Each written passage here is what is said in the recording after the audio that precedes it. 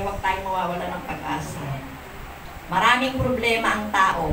Minsan, sunod-sunod, sapin-sapin, sabay-sabay. Di ba totoo? Minsan, pag dumating ang problema, hindi mo inaasahan. Panatag yung buhay mo, biglang magkakaroon ng problema. Amen? Sabi nga, ano-ano ang maaaring matutunan tungkol sa pagharap sa mga problema ng buhay. Sabi rito, accept problems as a part of our life. Kasi parte ng buhay natin ang mga pagsubok at problema.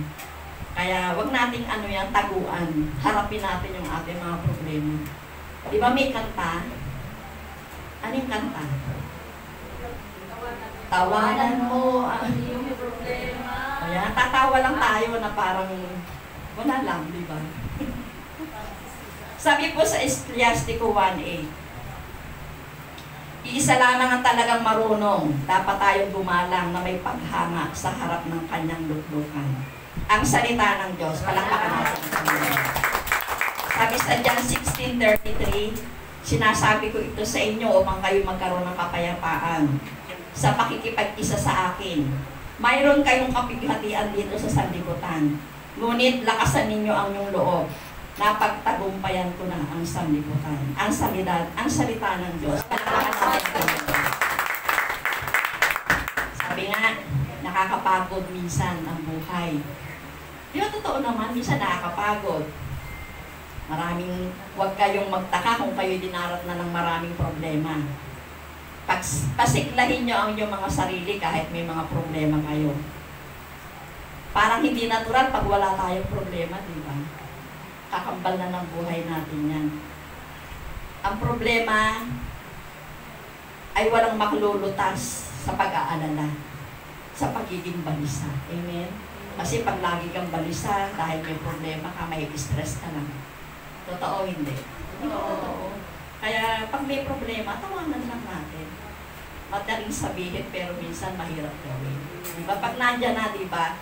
Pag halimbawa, yung problema ko sa dumating, sabihin nyo, madaling sabihin, pero mahirap gawin. Totoo naman. Pero pag mayroong kang Diyos na pinaglilingkuran, lalakas ang loob mo, titibay ka. Amen? Palakpakan natin si Lord. Lucas 21:14. Ipanatag ninyo ang inyong kalooban. Huwag kayong mababalisa tungkol sa pagtatanggol sa inyong sarili. Ang salita ng Diyos. Palakpakan natin ang Panginoon. Sabi po rito, magpasya ka na huwag mag-alala. Sabi nga, it's a choice. It's a decision. Worrying is a habit. Isa nagiging habit na natin yung pag-aalala, di ba? Wala ka lang isasaing, nag-aalala ka na. Wala ka lang ulam, nag-aalala ka na. Eh di lalo na pag wala kang pera, di ba? Nakakabaliw na yun. Hello? Di ba? Mas mahirap walang pera eh, di ba? Wala kang gagastusin. Sabi nga, wag tayong laging nag-iisip. Minsan kasi nakaugalian na. Nakasanayan, nakagawian ang pag-aalala. Kasi minsan wala namang dapat ipag-alala. Konting depressed na tayo. Kahit nga nung pandemic, di ba? Marami talagang nalugmok nung dumating sa atin itong trial na ito. Amen. Totoo hindi. Pero maraming nagising, di ba? Pero ngayon, ang mga tao parang natutulog ulit. Kasi parang normal na lang, di ba? Di ba? Parang nakalimutan na, okay lang nakalimutan, pero dapat nag-iingat tayo. Amen. Kasi baka mamaya, dumating pa uli yung mas malala. Dapat nag-iingat, hindi yung sa panahon natin ngayon, niluwagan lang tayo. Ang tao talaga masyadong kampante. Di ba? Dapat nag-iingat tayo. Amen. Pero huwag tayo nag-aalala. Kasi sabi nga ng ating kapatid kanina, di ba? Nandyan lagi yung Diyos. Di ba? Hindi tayo pinababayaan. May nagutom ba sa inyo? Wala, di ba? Talagang ang mga anak ng Diyos hindi pinabayaan.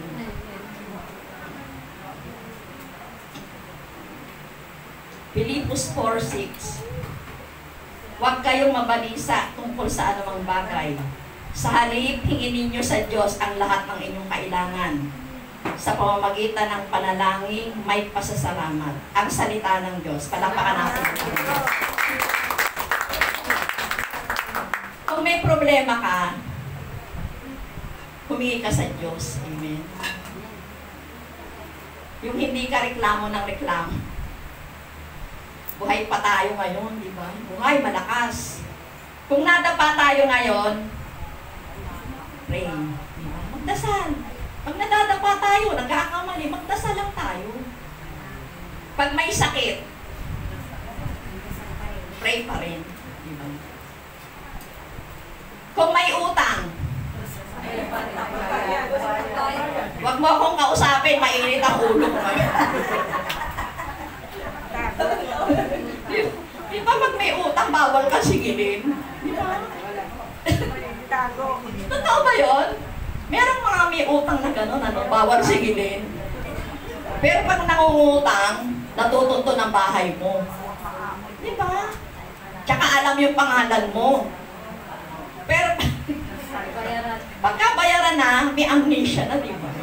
Di ba totoo? Totoo hindi, totoo kaya yun.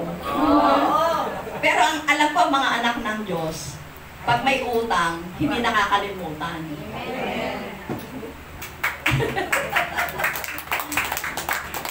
Kung may tinatamaan sa inyo, aray lang kayo. Hindi ko naman alam kung ano, nandito to eh. Binabasa ko lang to ha. Umaray lang kayo, yan. Kung walang kabuhayan, pray pa rin, di ba? Kasi tumutubo naman ang Diyos. Amen. Parang nasaktan kayo sa utang. Di ba? Okay lang yun kung may utang. Kaya natin bayaran yun. Huwag lang natin kakalimutan. Sabi nga, yung babaeng balo sa ikalawang hari, 4:1 hanggang 7, di ba? Di ba? Sabi niya, ito na lang yung ikabubuhay ko. Pero nung tinulungan siya ng Diyos, di ba? Alam niyo ba yung istorya nito? Yung langis ng babaeng balo. Di ba, hindi siya pinabayaan ng Diyos? Binigyan pa siya ng pagkakakitaan, di ba? Ganon si Lord. Pagka lumalapit ka sa Kanya, siya yung bahala. Kasi minsan, pag lumalapit tayo sa Diyos, apurado tayo. Diba? Lord, ano ba yan? Ang tagal naman ang tulong mo. Kaya maiinit pagka tumatagal yung tulong ni Lord. Kasi tinetes kayo ni Lord kung ano gagawin nyo. Lagi ko yung sinasabi sa inyo, malapit na ang eleksyon. Baka mamaya, paatinin ka ron, bibigyan ka ng bigas. Sa iba. Diba? Diba ba ibang sekta? O bibigyan ko kayo 10 kilong bigas. Kagabi may nag-aaya sa amin. Hindi tayo makinig kayo. Ano po ang iglesia? Para mabigyan ng bigas nila. Minsan yung pananampalataya natin, huwag naman natin ipagpapad sa 10 kilong bigas. Sabi nyo, hindi kayo pinabayaan ng Diyos, diba? Kakain tayo, hindi tayo magugutom. Amen. Huwag nyo pagpapalit yung pananampalataya nyo sa 5 kilong bigas, 2 sardinas. Amen. Kasi kaya ibigay ng Diyos yun. Amen. Mas higit pa ang ibibigay ng Diyos. Amen. Yan. Sa Gawa 5:17, yung pag-uusig sa mga apostol. Diba inusig sila? May kinulong pa nga eh, di ba? Pinapos ng tanikala. Pero nung kumilos ang Diyos, di ba nakalaya sila? Amen. Ganun si Lord. Lahat tayo makakalaya sa problema. Amen. Huwag nating isipin na sasabihin mo, Sister Baby, kala mo naman wala ka. Marami akong problema. O gusto niyo, kwento ko. Baka bukas pa tayo matapos. Diba? Sabi ko nga, bahala ang Diyos. Pag kumilos ang Diyos, hayaan mo siya yung kumilos. Huwag kayong maiinip, huwag kayong reklamo ng reklamo, ang tagal ng tulong ng Diyos, di ba? Kasi pag nagre-reklamo, nakikita rin ng Diyos yun. Amen? Kasi hindi naman makukuha yan sa biglang buhos. Kasi minsan tinitignan ka rin ng Diyos kung paano ang gagawin mo. Yung pagsunod mo sa Diyos, kung iiwan mo ba siya, kakalimutan mo ba siya, Eh, kailangan ko maghanap buhay eh. Aatin ako dyan eh, gusto ko maghanap buhay. Eh, wala namang pumipigil sa mga naghahanap buhay kung gusto mo sumunod kay Lord, di ba? Pero pag araw ng pamamahinga, kahit hindi ka aatin dito, kahit magsimba ka na, amen. Kung gusto mo maghanap buhay, di ba? Hindi naman kayo pinipilit na pumunta kayo rito kahit naghahanap buhay kayo. Sabi ko nga, yan yung desisyon nyo. Kayo yung mamimili ano ba gusto nyo, apoy o tubig, di ba? Kasi kung gusto mong sumunod kay Lord, sabi nga, ipaglalaban mo ang Diyos. Amen? Kasi doon sa nung fellowship namin ng Huwebes, meron doon nagpaalam. Kasi matagal na pong nakaset yun, magsuswimming kami kasi birthday ng anak ko. Sabi ni Sister Cora, bahala ka! Sabi niya, bahala ka kung ano gusto mo. Gusto mo mag-swimming ka. O gusto mo kay Lord, ikaw mamimili, hindi ako. O di ba sinama niya yun sa topic? Hindi namin alam, nandun pala. Natakot siya, natakot ako kasi magsuswimming ako, kasama ko yung pamilya ko. Kaya siyempre, pumunta muna siya sa gawain ni Lord, tinapos niya. Tapos, tsaka siya babalik. Amen. Dapat ganun, di ba?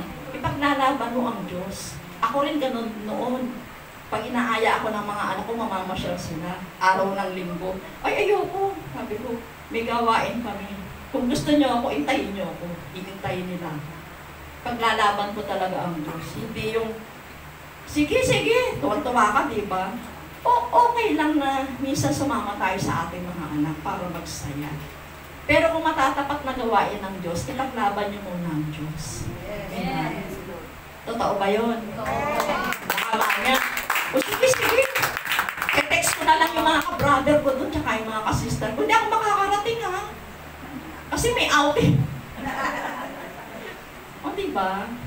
Kasi pag iba yung gawain ng Diyos, iba yung gawain ng sanlibutan. Amen. Dapat ipaglalaban natin ng Diyos. Amen. Pinaglalaban niyo ba si Lord? Amen. Totoo ha? Yes. Sige, mamaya may exam tayo ha. Baka hindi kayo makasagot. Yan. Sabi dito sa Ecclesiastes 7:14, sa kapulungan ng matatanda, huwag kang madaldal. Sa iyong pananalangin, huwag kang paulit-ulit ng walang katarungan. Ang salita ng Diyos. Palakpak natin. Pag maganda ang panahon, magsaya ka. Yan. Hindi pwede laging malungkot kayo. Huwag kang gumawa ng paraan para malungkot ka. Minsan pag natin hahanapin yung wala, ay bakit wala si ganun, wala si sister, ganito. Huwag niyo silang hanapin. Amen? Ang hanapin mo kung ano yung meron ka. Kasi minsan, tapos na yung dati, marami kang pera, di ba? Dati ang dami kong pera, ngayon wala na. Eh wala na nga eh. Hanapin mo pa, wala na nga, naubos na nga. Di ba? Kasi minsan binabalikan natin yung dati. Eh kung pinagyaman mo yun, hindi naubos. Amen. Diba? At totoo na, di ba? Kasi pag bulaksa ka sa pera, pag binawi lahat ng Diyos yan, wala ka nang magagawa. Amen? Kaya pag may pera kayo, magbibigay kayo kay Lord. Yes! Yan. Magpahagi kayo kay Lord. Yan. Para hindi nauubos. Di ba yung langis ng babaeng balo? Hindi totoo yun pag nagbibigay kay Lord. Hindi matutuyuan ang lalagyan mo ng bigas. Yung lalagyan mo ng harina, hindi matutuyuan yan pag nagbabahagi ka sa Diyos. Siguro sabi niya, eto na naman si Ikapo. Diyos ko po, eto na naman siya. Hindi, totoo naman yun, di ba? Yes, amen. O, meron ba itong nagbigay na nasikhayo? Yung kinapos, meron ba? Taas ang kamay. Nung nagbibigay kay Lord, may kinapos ba rito? Hindi ba, wala. Kahit nga yung ang binigay nyo lang sa Kanya, hindi nga treasure eh. Ano binigay nyo? Yung talent nyo. Di ba? Ano pa? Yung time, binigay nyo.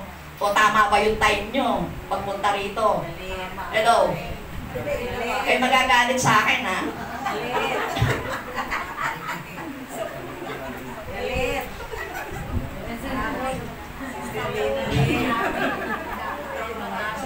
May tumatawa sa loob kasi tinatamaan siya. Sabi ko, sa Miyerkules ka pa naka-assign na.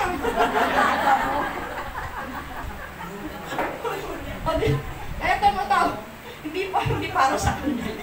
Diba? Pagka meron tayong, huwag naman kayo magdaramdam sa akin.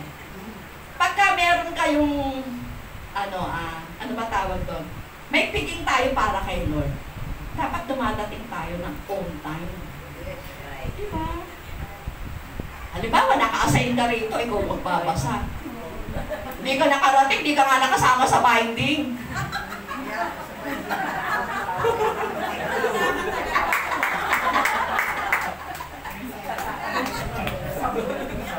Tapos pagdating mo rito, uy, dapat ako yung nag-gospel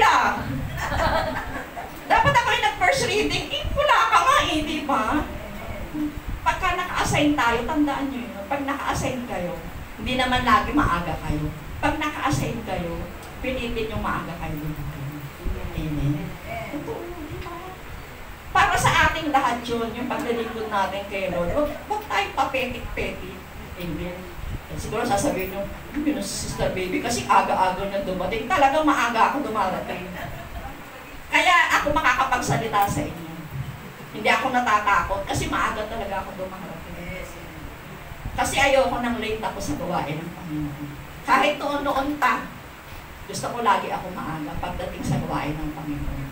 Kasi sabi nga, ang pinaglilingkuran nyo hindi basta-basta. May-ari ng lahat ng buong mundo, yun ang pinaglilingkuran natin. Amen. Kaya pagka gawain ni Lord, dapat nasa oras tayo. Amen. Totoo ba yun? Baka sa susunod na linggo, wala na kumatin. Ang higpit naman niyang ano nyo. Hindi naman ako mahigpit, sinasabi ko lang yung totoo. Tama ba ako? Parang kay Lord, kailangan, bigay natin yung the best natin. Amen? Yun naman nahuli, hindi ko naman siya pinatatamaan. Kasi galing pa sa south yan, ang layo-layo na. Diba? At saka kahapon, diba, nandito rin kami. Diba? Pero sabi ko nga, mabuti ang Diyos. Kasi yung araw kahapon, birthday ni Father, nakapunta kami doon. Meron pa kami isang mission. Hari nawa na yung mission namin na yun ay matupad. Ipapanalangin natin. Amen. Lahat ng nawala sa atin, Father ng Diyos. Kaya tayo, minsan, bigla-bigla yung mission, merong purpose si Lord. Kaya yung kahapon, nagsama-sama kami. May pinuntahan kami. Sana yun na yung maging kasagutan na yung lahat ng nawala sa atin, mabalik sa atin. Amen? Babalik ang Diyos. Sama-sama tayo. Sabi nga sa Ecclesiastes 15:1, naninirahan siya sa gitna ng mga tao mula pa noong una at nagtitiwala sa Kanya ang mga sumusunod na saling lahi. Ang salita ng Diyos. Palakpakan natin. Sabi nga, yung talagang liko, huwag mo nang ituwid. Kasi may taong ganun. Talagang liko na siya, baluktot na siya. Minsan mahirap na idiretso yun. Mahirap na ituwid. May taong ganun, di ba? Kahit anong tuwid ang gawin mo sa kanya. Yung wala, huwag mo nang hanapin. Minsan, sasabihin nyo sa sarili nyo, ang taba-taba ko na. Ang laki-laki na ng balakang ko. Diba? Ang pangit ko na. Wala na akong trabaho. Wala na akong kita.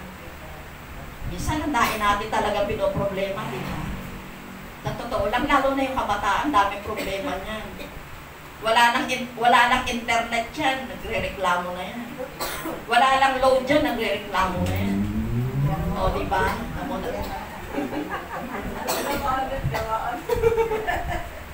O, diba?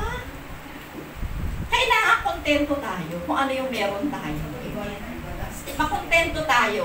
Huwag tayong maghabol ng maghabol. Kasi baka mamaya kahahabol natin, lalo tayong nawala. Amen. Pag na-kay Lord tayo, hayaan natin kumilos ang Diyos. Kung ano ba yung nararapat para sa atin. Amen. Huwag tayong nai-stress. Sabi nga, Ang dami nating pinoproblema, pero dapat meron tayong pinagtotoonan ng pansin. Amen. Kung meron kang pinagtotoonan ng pansin, doon ka. Yung karapat-dapat na pagtoonan ng pansin. Pero yung mga problema na, ano kaya iinumin kong gamot para ako pumunti? Ano kaya iinumin kong gamot para mukha akong bumata? Maglingkod ka kay Lord para mukha kang bumata. Nakakabata kaya yung pagsasayaw rito. Yung pakikinig ng salita ng Diyos. Oo. Yung hindi natutunawan pag nakinig ka ng salita ng Diyos, gaganda yung pakiramdam mo. Amen. Kung pinakikinggan mo yung salita ng Diyos. Amen. Kung nandito ka lang, nakatingin ka nga kayo sa akin, pero natutulog kayo.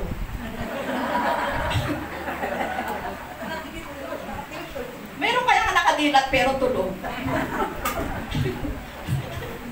Naglalakbay yung kanilang diwa, di ba? Kala mo lang gising, ano, di ba? Kaya nga ang dami nating iniisip, ang dami nating pinoproblema na dapat hindi naman. Matthew 6:27. Sino sa inyo ang makapagpapahaba ng kanyang buhay na kahit isang oras sa pamamagitan ng kanyang pagkabalisa? Ang salita ng Diyos. Ang dami nating iniisip, ang dami nating pinoproblema na hindi naman dapat nating pagtuunan ng pansin. Sabi nga, cheer up. Forget the past. Kailangan nag-move on na tayo. Amen? Move on na tayo sa mga nangyayari sa buhay natin. Lahat tayo mayroong pagkakamali. Kahit ang mga propeta noon, nagkamali sila. Pero binibigyan ng pagkakataon ng Diyos. Amen? Ginagamit ng Diyos. Kahit si Moises, mapaghimagsik. Pero ginamit ng Diyos. Sino pa? Si Abraham, sinungaling. Pero ginamit ng Diyos. Sino pa? Si Jacob. Iba man luloko yun. Magnanakaw. Diba? Ng karapatan sa kanyang kapatid. Pero ginamit ng Diyos. Si Lazaro na namatay, mabuhay pero ginamit ng Diyos.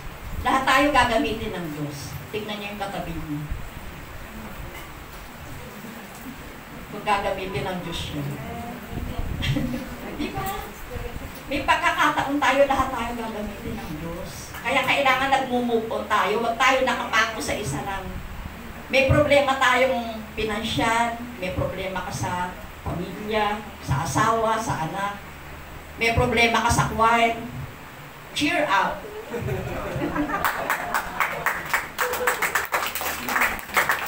Hindi ako galit Cheer up.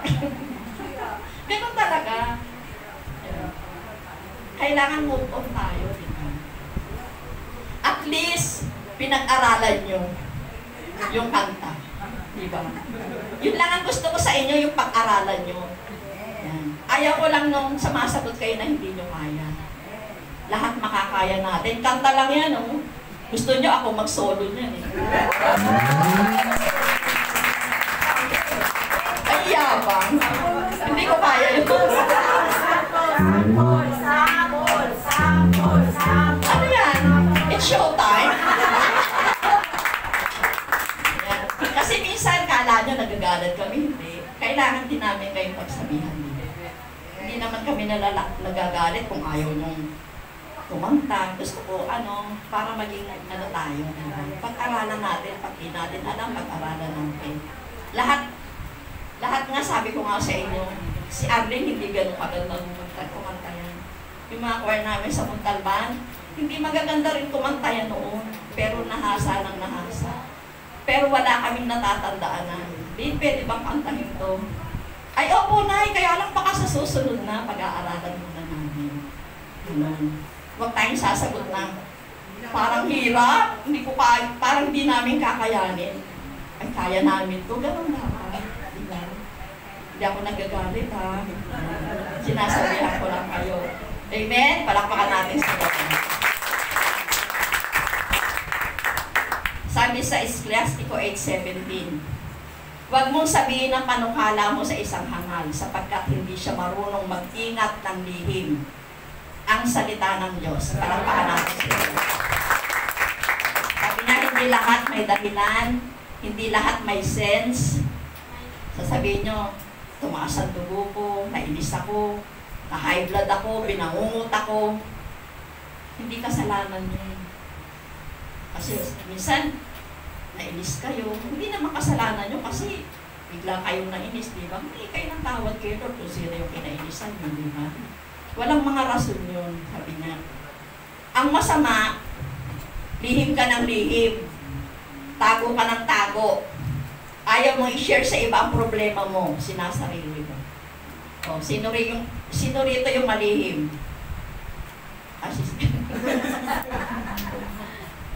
Diba? Pag may problema kayo, sabihin nyo sa mga kaibigan nyo. Hingi kayo ng prayer. Huwag nyo sinasarili. Kasi baka mamaya bigla na lang kayo tumumba. Dahil nyo palang iniisip, dinadala. Lihim ka ng lihim. Eh kung sinishare nyo, na ipapanalangin tayo. Diba? Tama ba yun? Palakpakan natin sa inyo. Sabi sa Ecclesiastes 9:11, huwag kang mainggit sa tagumpay ng makasalanan sapagkat hindi mo alam ang tunay niyang kahihinatnan. Ang salita ng Diyos. Palakpakan natin ang Diyos. Sabi sa Ecclesiastes 10:11, pagkamatay ng tao, wala nang matitira sa kanya, kundi mga uod, mga bagyaw, at mga hayop na gumagapang. Ang salita ng Diyos. Palakpakan natin ang Diyos. Sabi nga, lahat tayo ay mamamatay, lahat tayo ay malalagutan ng hininga. Lahat tayo ay mawawala sa mundo. Una-una lang tayo, di ba? Ang tanong, nakahanda na ba kayo? Nakunin ni Lord ngayon? Huy! So, pagod ka. Di ba? Hindi pa tayo nakahanda, di ba? Bakit? Ba't hindi pa kayo nakahanda?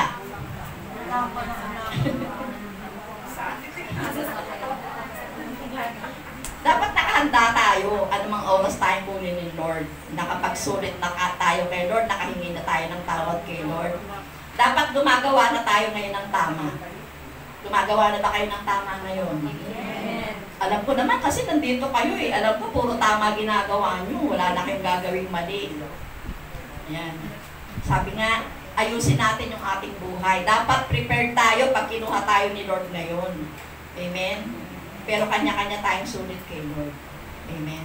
Yung kasalanan ko, ako yung magsusulit. Yung kasalanan nyo, kayo yung magsusulit kay Lord. Kaya dapat prepared kayo. Pag kinuha ka na ni Lord, nagawa mo na yung dapat para sa Kanya. Amen? Palakpakan natin si Lord. Ikalawang Timoteo 1:7. Ibig nilang maging guro ng kautusan. Ngayon hindi nila nauunawaan ang kanilang sinasabi, ni ang mga bagay na itinuturi nila ng buong tiwala. Ang salita ng Diyos. Palakpakan natin si Lord. Hindi pwedeng guro ang mahiyain. Yan. Yung kimi, tungo, hindi pwedeng guro. Sabi nga, pero hindi gift ni Lord ang pagiging mahiyain. Kaya kung tagapagturo ka ng kautusan, dapat proud ka. Hindi ka nahihiya at walang itinatago. Amen. Kaya ngayon sinasabi ko sa inyo, darating yung araw, kayo naman yung tatayo rito.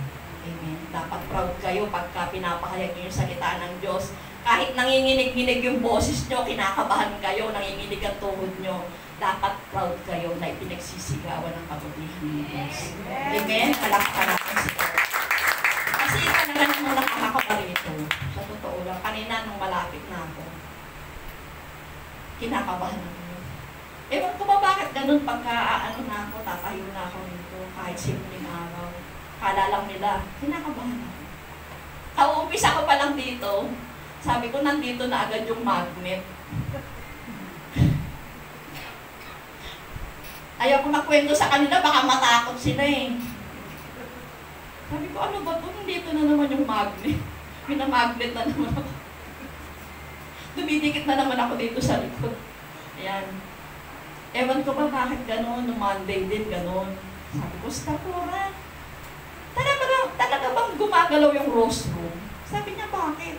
Kasi nung nakatayo na ako doon, gumagalaw talaga. Hindi ko na kinukwento kasi yung mga taga-Montalban, matatakotin din yun eh. Lalo na pag ang vigil yung hating gabi, talagang ako marami ko doon nararamdaman, meron lang nakikita.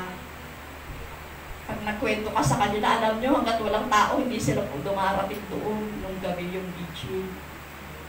Ewan ko, minsan, sabi ko nga, maraming nagpaparamdam doon sa simbahan na yun. Pero hindi naman ako matatakotin sa kanya. Kasi sabi ko nga, kasama ko si Lord, doon ako matatakot. Dumadating pa lang ako doon, nagkakahulan yung aso, nakatingin. Nakatingin, sabi ko, meron na naman akong kasama. Kasi tumatahol yung mga aso, napupuntahan doon sa may unahan ko. Hindi, ibig sabihin may kasama ako. Pero sabi ko nga, Lord, hindi naman ako aanuhin yun. Mas matakot tayo sa buhay. Diba? Huwag kayong matakot sa multo, sa patay. Huwag kayong matakot kayo sa buhay. Hindi nyo alam kung anong kaya nilang gawin. Amen? Maraming pumapatay na ngayon, nakatayo pa lang, bigla ka nga. Kaya mag-iingat tayo. Amen? Huwag yung katakutan yung mga nararamdaman nyo. Minsan, nagpaparamdam sa atin ng Diyos. Amen. Huwag kayong masyadong matatakutin. Hindi totoo yung multo. Hello?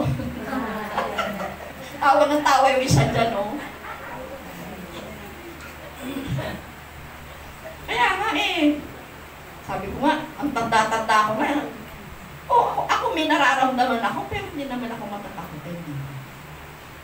Kaya kayo, pag may nararamdaman kayo, magdasal kayo. Baka mamaya, kasi minsan hindi nyo kaya, di ba? Pero kung sinasabi mo, Lord, bahala ka na. Di ba? Magdasal kayo. Yan. Hebrew 4:13. Walang makapagtatago sa Diyos. Ang lahat ay hiyag at landas sa kanyang paningin at sa kanya tayo magsusulit. Ang salita ng Diyos. Sabi nga, may napapala ang nagsisikap.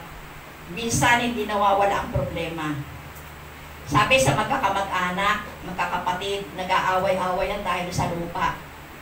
Meron ba kayong gano'n? Yung mga mayroong ari-arian, nag-aaway-awayan sa mga lupa.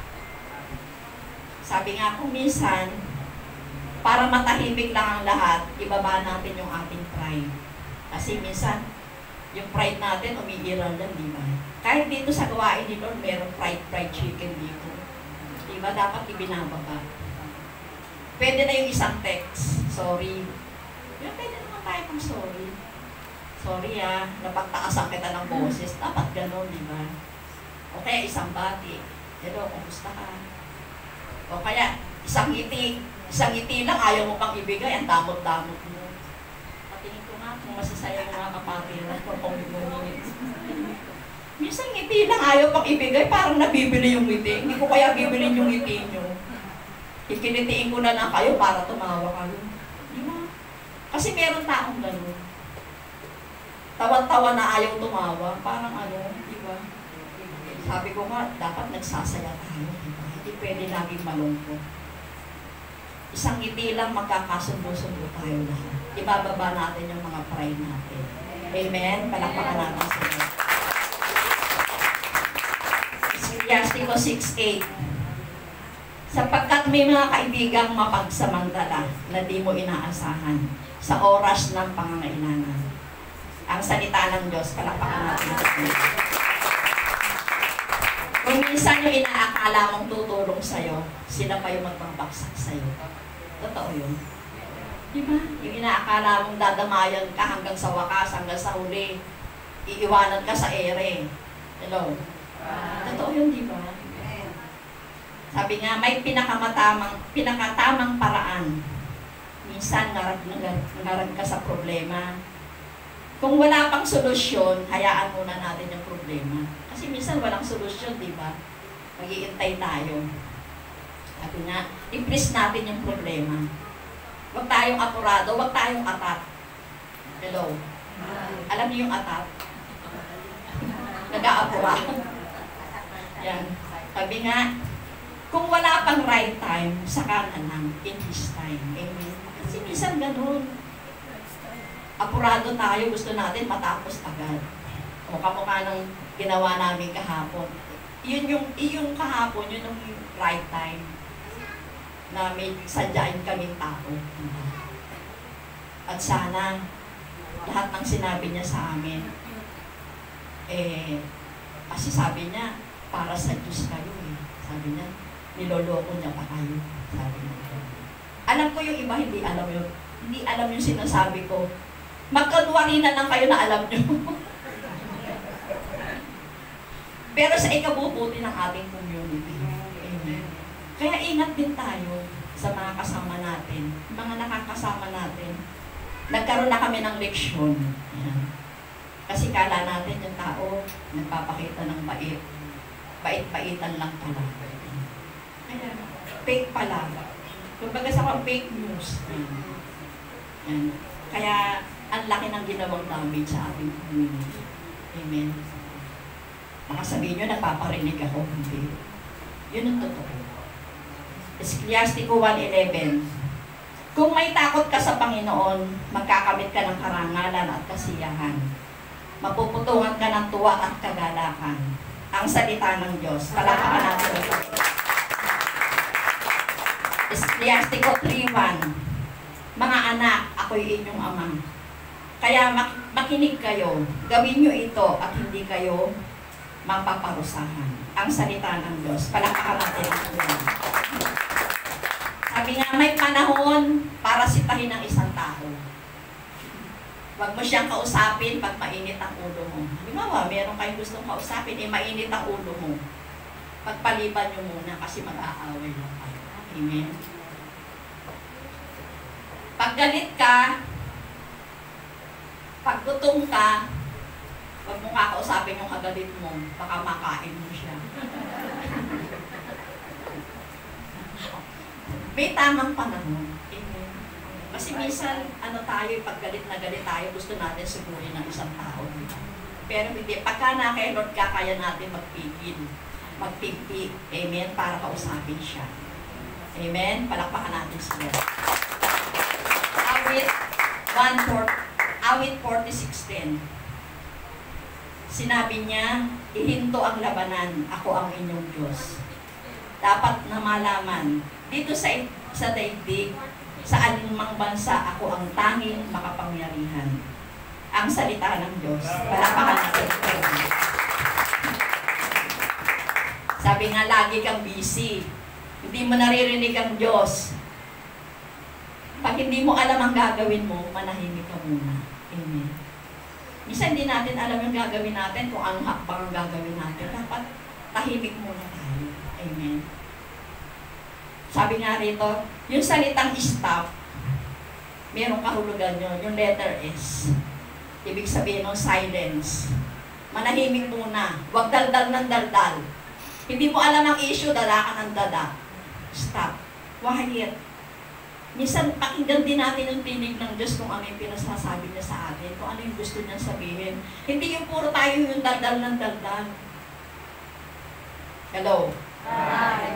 Ganun ba kayo? Dapat tahimik. Pag nananalangin, tahimik. Pakinggan niyo kung anong mensahe ng Diyos. Letter T. Pink. Mag-isip-isip. Dapat nag-iisip-isip muna tayo. Kung tama ba yung gagawin ko, mali ba yung gagawin ko, dapat iniisip natin ng maraming beses para hindi tayo napapahamak. Hello? Hi. Letter O. Open. Dapat open tayo sa isa't isa. Wala tayong sikreto. Ako, walang sikreto sa inyo eh. Lagi kong sinasabi pag nasa harapan ako, pagka may gusto kong sabihin sa inyo. Dapat wala tayong secret. Pag may gusto kayong sabihin, sabihin nyo. Amen? Kung naiinis kayo sa amin, pwede naman sabihin. Sister Bibi, naiinis ako sa'yo. Lagi nyo kami pinatatamaan. Totoo naman.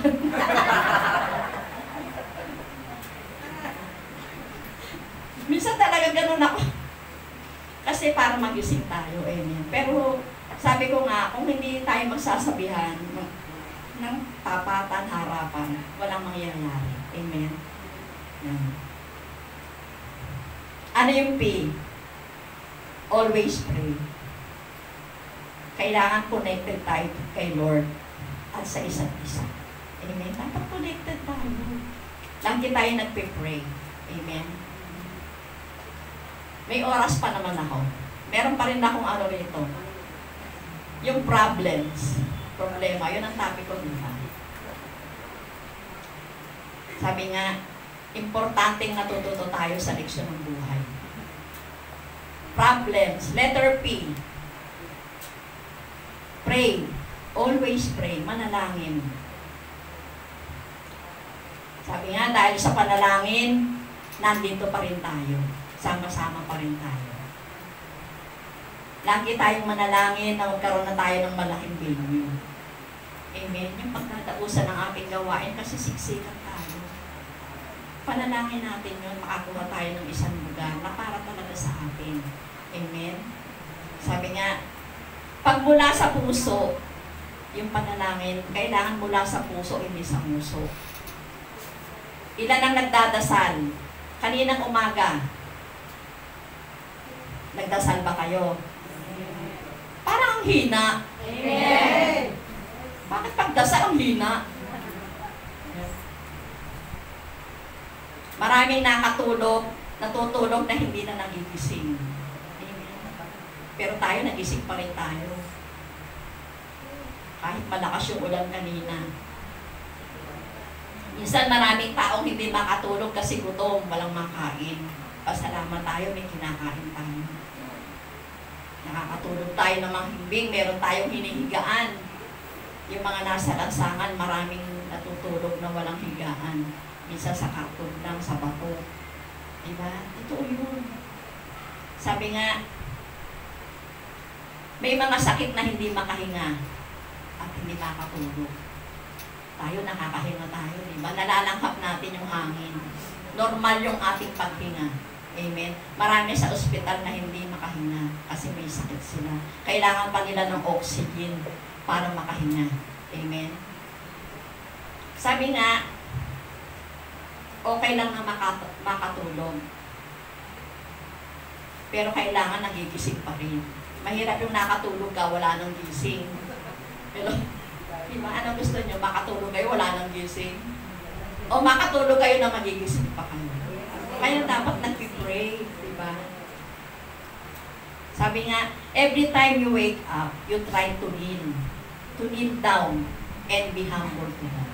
Amen. Talaga dapat, sabi nga, ito'y isang parte ng pagpakbaga. Yung lumuluhod tayo sa harapan ng ating Panginoon. Sabi nga, yung hindi yung paggising mo, nakasimangot ka na agad. Sino rito yung pagkagising? Daldal na daldal, nakasimangot na agad. Ano ba yan? Dalian nyo ha, alis ako ha, atin ako sa SJN. Hindi pa kayo magsimangot. Baka ganyan kayo ha. Oh, hello. Hi. Nagpipretend tayo na pero pagkagising pa lang, nakasimangot na. Dapat nakangiti ka na. Hello? Hi. Dapat nagpapasalamat ka na sa blessing. Tumitingin ako, kala ni Mami siya yung inaano mo. Hindi ba? Kasi Hermie, turuan time. Ayan. Yung letter R, sabi niya, reach out. Yan. Kailangan maabot mo, abutin mo. Pag may problema, abutin mo ang Diyos. Amen? Ngitian mo ang problema. Panglaban niya sa depression. Make others happy. Huwag kang mag-franchise ng mga problema. Di ba may franchise na Jollibee, McDo? Di ba kayo nagpa-franchise kayo ng problema? Hello? Baka nasa inyo lang. Yung problema ng kapitbahay nyo, huwag nyo nang dalhin yun. Hayaan nyo na siya mag-solve nun. Sabi nga ni Mama Mary, di ba? Ang puso ko ay nagpupuri sa Panginoon. Di ba kanta yun? Paano kantahin yun? nagpupuri sa Panginoon. Makikinig din pag may tayo. Ang Espiritu sa pinagpapalitan. Hindi nila ano. O diba? Kailangan ganun. Kailangan lagi tayo nagpupuri sa Panginoon.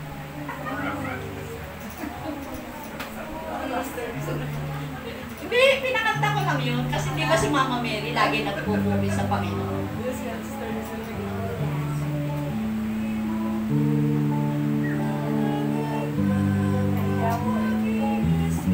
Tapos na.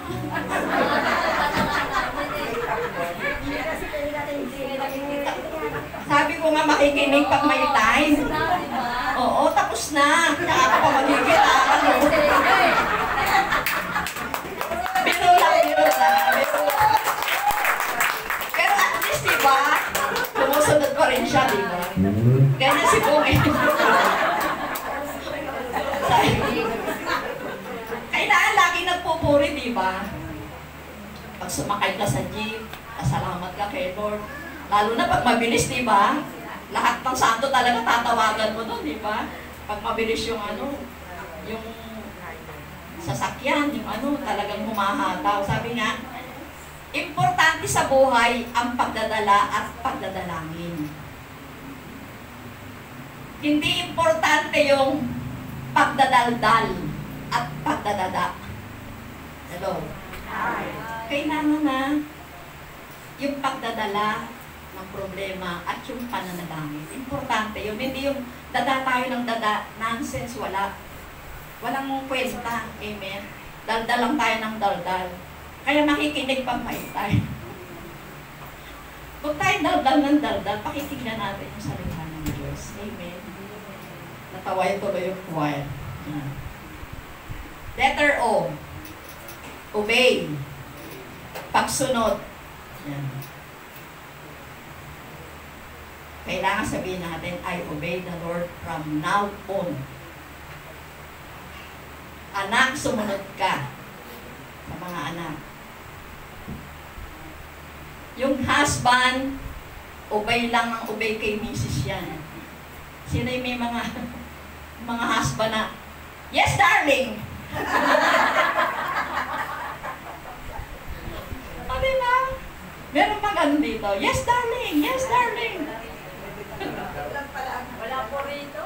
Ah, walang ganon? Wala po rito. Kasi walang darling. Wala rito. Wala rin yung yes, darling. Wala lang yes, darling. Yan, di ba? Kasi may husband na talaga mabait, di ba? Sunod lang ang sunod kay Mrs. May anak na masunurin. May anak na pasaway. Di ba? Pero dapat nag-o-obey tayo sa magulang, sa asawa, sa kapatid, nag-o-obey tayo. Lalong-lalo na kay Lord. Amen? Amen. Sabi nga, obedience sets us free. Yan. Yung pagkamasunurin natin, makakalaya tayo. Amen. Sabi nga, follow the Lord's command faithfully and carefully. Yan. Yan. Yung utos ng Diyos, sundin natin. Huwag natin sisirain yung utos ng Diyos. Ano unang utos ni Lord? Ibigin mo siya ng buong puso, buong lakas, buong pag-iisip, buong kaluluwa. Pero minsan hindi natin nagagawa yan. Hindi lagi-laging buo, may kunang. Totoo, hindi. Hindi naman talaga buong buo may kulang. Pero nagagawa natin sumunod sa utos ng ating Panginoon. Amen. Nagawa nyo ngayong araw na to, araw ng pamamahinga, ibinigay nyo yung the best nyo para kayo. Inobey natin yung command ni Lord. Ipangilin nyo ang araw ng pamamahinga. Ikatlong utos ni Lord yun. Amen. Kaya nga nandito kayo ngayon. Letter B. Believe. Maniwala. Yan. Maniwala kayo na mahal kayo ng Diyos. Naniniwala ba kayo? Sabi nga, believe that God does not want to punish you. Yan. Believe that God teaching you a lesson. Tinuturuan tayo ng Diyos. Amen. Believe that God wants you to trust Him more. Magtiwala tayo ng lubos sa ating Panginoon. Amen. Na yung mga hinihiling nyo, kayang ibigay ng Diyos. Amen. Minsan meron tayong mahirap na hinihiling, pero kaya pa rin ibigay ng Diyos yun kung gugustuhin niya, na hindi makakasama sa atin. Amen? Kaya wag tayong mag-aalinlangan sa kapangyarihan ng Diyos. Amen? Lahat ng hinihiling natin, kayang ibigay ng Diyos yan. Gaano man niya kahirap o kalaki, pag gusto ni Lord na ibigay sa atin yan, makapangyayari ang kapangyarihan ng Diyos. Kaya maniwala, John 10:10. Ang plano ng Diyos ay magkaroon tayo ng isang buhay na ganap at kasiyasihan. Kaya nothing is possible with God. Amen. Gusto niya maging masaya tayo. Kaya lang minsan, gusto ni Lord na maging masaya tayo, magkaroon tayo ng